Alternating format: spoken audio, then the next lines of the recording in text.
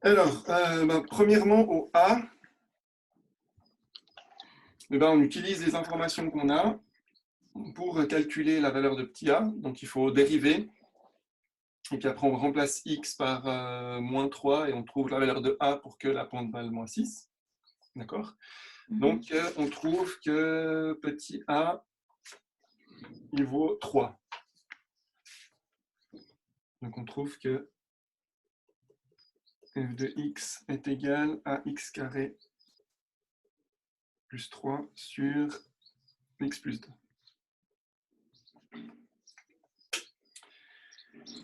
Après, donc, on vous dit calculer l'aire du triangle formé par les asymptotes et la tangente au graphe au point d'abscisse nul. C'est-à-dire que si on fait un dessin, alors c'est pas du tout à l'échelle, hein, là comme ça je vois pas forcément tout de suite la tête de la fonction.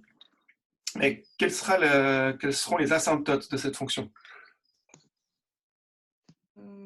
Asymptote horizontale.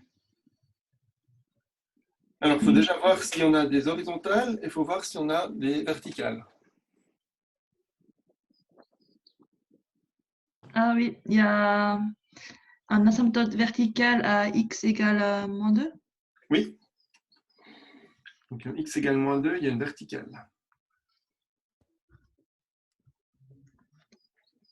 Est-ce qu'il y en a d'autres?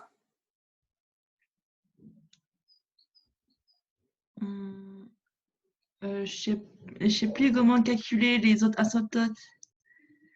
Alors, est-ce que quelqu'un se souvient? Est-ce qu'il y a une horizontale ou pas? Non, il n'y a pas d'horizontale. Oui. Est-ce qu'il y a une Parce que oblique? la limite vers infini, ça donne infini. Du coup, Oui. c'est pas un chiffre. Parce que pour faire la limite, on garde que les termes de plus haut degré. Et puis quand on simplifie, il reste x. Et quand x tend vers l'infini, ça vaut infini. Par contre, est-ce qu'il y a une oblique? Oui. Oui. Hein. Il y a une oblique parce que le degré du haut est 1 de plus que le degré du bas. Donc, pour trouver l'oblique, il faut faire une division. Donc, on divise x carré plus 0x plus 3 par x plus 2. Donc, x carré plus 2x, vous vérifiez que je ne fais pas d'erreur. On fait la soustraction, donc moins 2x plus 3. Et puis là, on peut encore faire moins 2.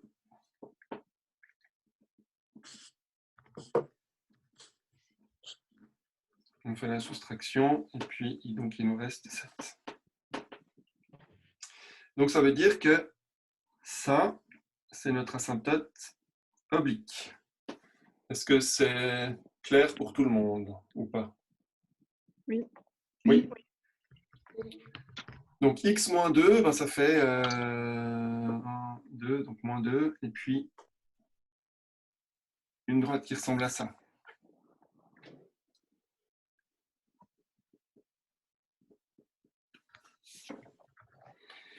Et puis maintenant, il faut calculer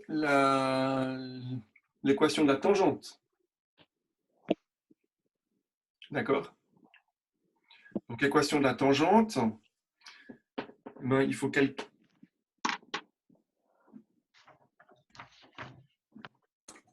On fait comme on a fait à l'exercice 3.13. Donc, il faut faire calculer la dérivée.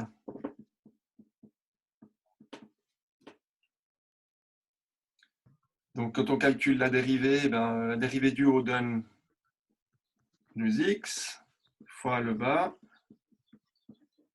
moins le haut x carré plus 3 fois la dérivée du bas qui donne 1 et puis x plus 2 au carré.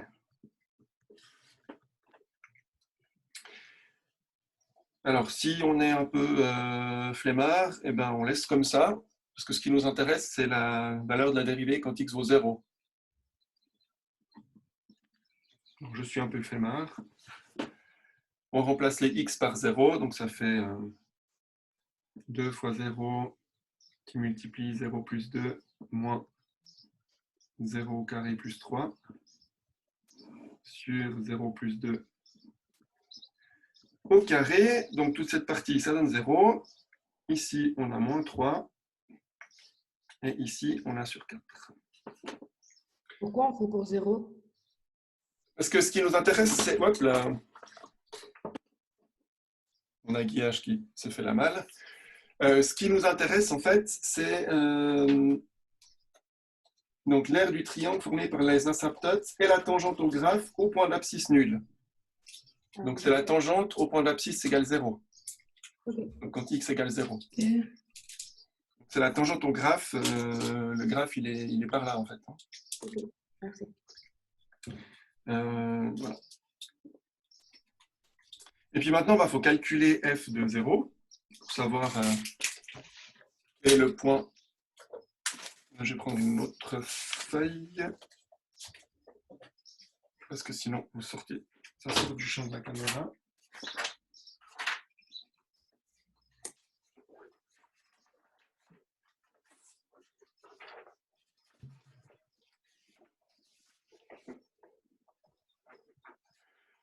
Donc, il faut calculer f de 0. Donc, c'est 0 au carré plus 3 sur 0 plus 2. Donc, ça donne 3 demi. Ça veut dire que la tangente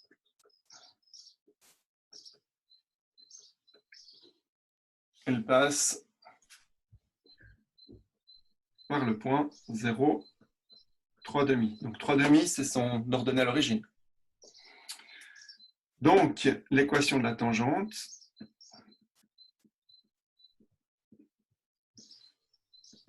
ce sera y est égal la pente qu'on a trouvée, donc moins 3 quarts, et plus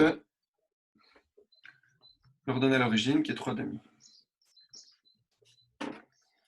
Donc si je reviens à mon graphe,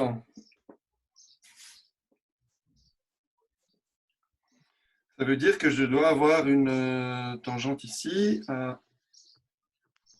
qui passe par 3 demi, et puis qui a une pente de moins 3 quarts. Donc ça veut dire qu'elle a une pente qui ressemble à ça. Ce n'est pas du tout à l'échelle. Donc ça, c'est y est égal à moins 3 quarts x. Hop là. Plus 3 demi. Ouais, je fais un aiguillage avec une perche à selfie, donc voilà, c'est pas... Donc voilà, donc on a le dessin. Donc maintenant, il faut calculer l'aire de ce triangle. Donc ce n'est pas un triangle rectangle. Donc il faut faire base fois hauteur divisé par 2.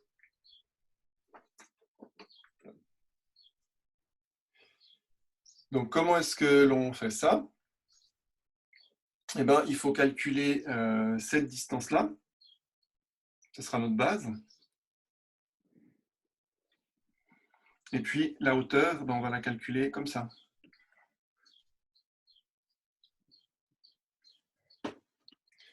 Donc du coup, il vous faut calculer, je ne sais pas pourquoi il y a des gribouillis qui apparaissent. Donc il faut calculer ces 3 points d'intersection. D'accord? Donc pour avoir celui-là, ben, on remplace x par moins 2 là-dedans, puis on trouve la valeur de y. Pour avoir celui-là, ben, on remplace x par moins 2 là-dedans, et puis ça nous donne la valeur de y. Et puis après, ben, on fait la différence entre les deux valeurs de y qu'on a trouvées, et puis ça nous donne la base. Et puis maintenant, ben, il faut calculer maintenant la hauteur. Donc il faut calculer ce point d'intersection-là. Donc on fait l'intersection de cette droite avec cette droite, donc on résout le système. On va trouver une valeur de x et de y. Nous, ce qui nous intéresse, c'est la valeur de x ici. on va trouver une valeur ici. Et puis, cette valeur-là, ben, on fait la différence avec moins 2. Et puis, ça nous donne cette longueur. Et puis, du coup, on fait base fois hauteur divisé par 2. Alors, ce que je propose, je vous laisse faire les calculs, vous. Et puis, s'il y a des questions, ben, vous les mettez sur le forum. Et puis j'y répondrai. Comme ça, je vous laisse un peu travailler. Mais on n'est pas obligé de prendre les mêmes hauteurs que vous? Non, vous n'êtes pas obligé. Mais par contre, si vous ne prenez pas les mêmes, ben, vous allez être embêté. Ça sera plus compliqué. Ok. Parce qu'il vous faudra calculer cette longueur-là. Alors, c'est possible, hein. Mais du coup, il faut faire un Pythagore avec ici et ici. Et puis, après, ben, pour calculer cette longueur-là, ben, il faut aussi vous arranger par Pythagore, mais c'est un petit peu plus compliqué. C'est plus facile de calculer des longueurs de segments qui sont verticaux ou horizontaux, parce qu'on fait la différence des X ou la différence des Y.